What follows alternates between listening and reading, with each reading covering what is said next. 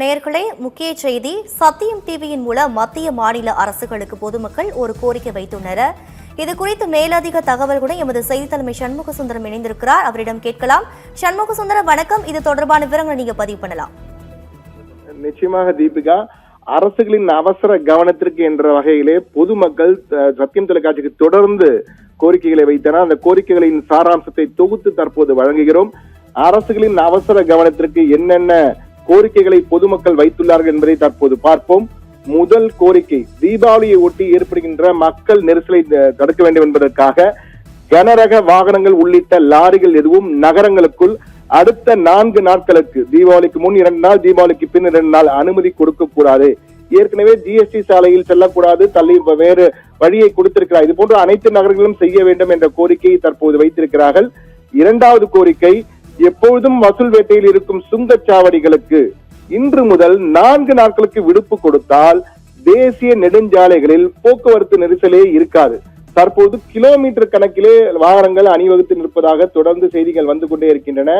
எனவே இந்த 4 நாட்களுக்கு சுங்க கட்டணம் இல்லை என்றால் உடனடியாக இந்த 4 தேசிய நெடுஞ்சாலைகள், எந்த தேசிய நெடுஞ்சாலும் கூட்டமே இருக்காது, வாகனங்கள் எல்லாம் சென்று கொண்டே இருக்கும். எனவே அந்த பிரச்சனையே இருக்காது என்பதால் இந்த 4 நாட்களுக்கு சுங்க கட்டணம் வசூலிப்பதை நிறுத்த வேண்டும் என்ற ஒரு அன்பு கோரிக்கையை பொதுமக்களும் வாகன ஓட்டிகளும் சத்தியம் தொலைக்காட்சியின் மூலமாக மத்திய அரசுக்கு வைத்திருக்கிறார்கள் கோரிக்கை.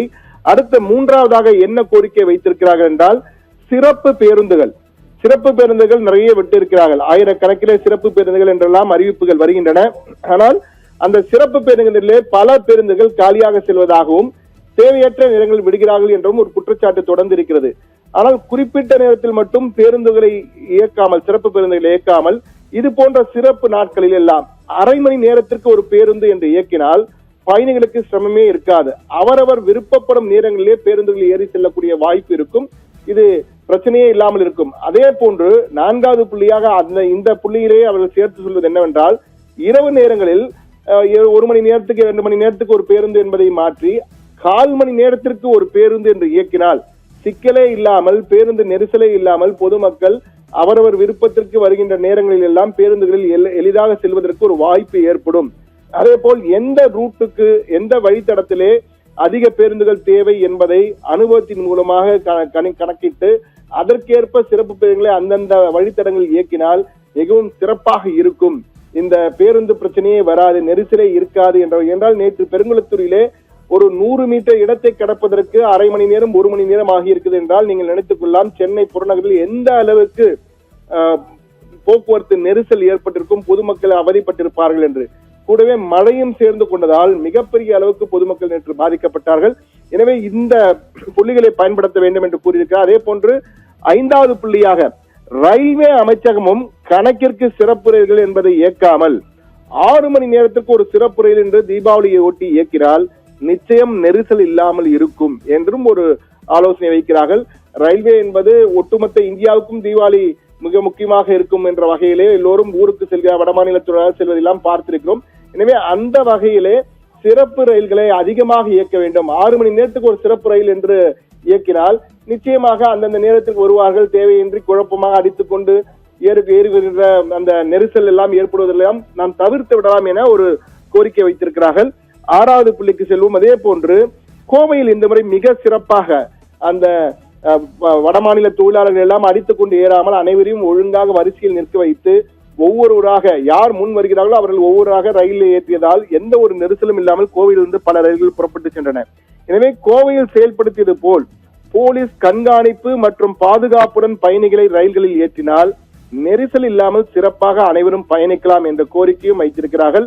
அதே போன்று முன்பதிவு இல்லா தீபாவளி சிறப்பு ரயில்கள் மட்டுமின்றி வழக்கமான ரயில்களிலும் முன்பதிவு இல்லா பெட்டிகளை கூடுதலாக இணைக்க வேண்டும் என்ற ஒரு கோரிக்கை வைத்திருக்கிறார்கள்.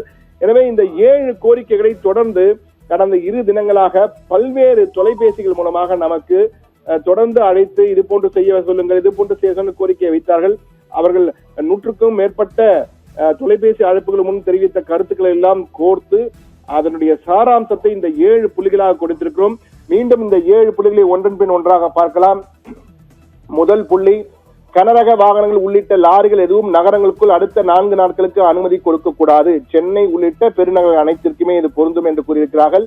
அதே போன்று எப்பொழுதும் வசூல் வேட்டில் இருக்கும் சுங்கச்சாவடிகளுக்கு இன்று முதல் 4 நாட்களுக்கு விடுப்பு கொடுத்தால் தேசிய நெடுஞ்சாலைகளில் போக்குவரத்து நெரிசலே வராது என்றும் கூறியிருக்கிறார்கள், கோரிக்கை வைத்திருக்கிறார்கள். மூன்றாவதாக சிறப்பு பேருந்துகள் எல்லாம் ஓகே, ஆனால் குறிப்பிட்ட நேரத்தில் மட்டும் பேருந்துகள் என்று இல்லாமல் இது போன்ற நாட்களில் அரை மணி நேரத்திற்கு ஒரு பேருந்து என்று இயக்கினால் பயணிகளுக்கு சிரமமே இருக்காது, அவரவர் விருப்பப்படும் நேரங்களில் செல்லலாம் என்றும் கோரிக்கை வைத்திருக்கிறார்கள்.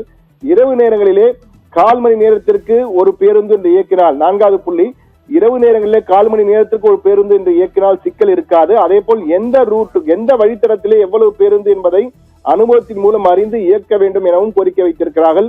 ரயில்வே அமைச்சகமும் கணக்கிற்கு சிறப்பு ரயில்கள் இயக்காமல் 6 மணி நேரத்திற்கு ஒரு சிறப்பு ரயில் என தீபாவளியை ஒட்டி இயக்கினால் நிச்சயம் நெரிசல் இல்லாமல் இருக்கும் என்றும் கோரிக்கை வைத்திருக்கிறார்கள்.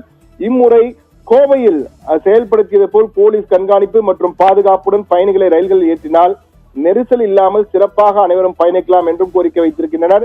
கடைசியாக முன்பதிவு இல்லா தீபாவளி சிறப்பு ரயில்கள் மட்டுமின்றி வழக்கமான ரயில்களிலும் முன்பதிவு இல்லா பெட்டிகளை கூடுதலாக இணைக்க வேண்டும் என்றும் பொதுமக்கள் கோரிக்கை வைத்திருக்கிறார்கள். எனவே மத்திய மாநில அரசுகளுக்கு இந்த கோரிக்கையை நாம் தொலைக்காட்சியின் மூலமாக தெரியப்படுத்தியிருக்கிறோம். நிச்சயம் இந்த தீபாவளி மட்டுமில்லாமல் வருகின்ற